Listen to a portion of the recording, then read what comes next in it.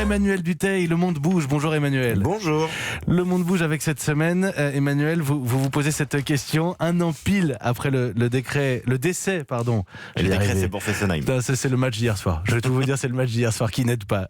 Un an pile après le décès de Karl Lagerfeld, comment se portent Chanel et les autres maisons dirigées par le célèbre couturier ? Eh bien, je vous emmène sous la nef du Grand Palais à Paris. On est le 21 janvier, il fait froid, mais très beau sur Paris.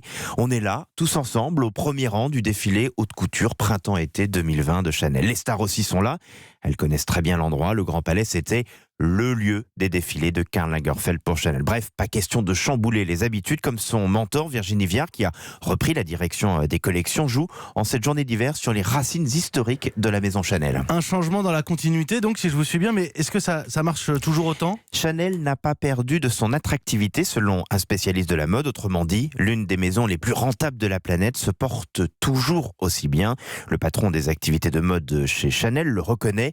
2019 devrait être exceptionnel. Idem chez Fendi, c'est l'autre maison historiquement dirigée par Karl Lagerfeld pendant plus de 50 ans. Là, c'est une descendante de la famille Fendi, Silvia Venturini Fendi, qui a grandi aux côtés du Kaiser et qui a repris les rênes. Et là aussi, tout va bien, reconnaissait il y a quelques jours Bernard Arnault, le patron de LVMH et propriétaire de Fendi.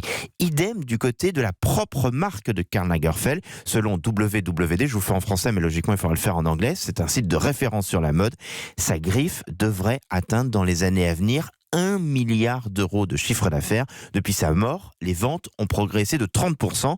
À cela, une raison, Karl Lagerfeld, en bon businessman, avait tout préparé depuis des années. Son départ a certes été un choc, mais tout le monde était en place depuis longtemps pour garder le cap, note un spécialiste. Mais c'est sur le long terme que ça pourrait être plus compliqué.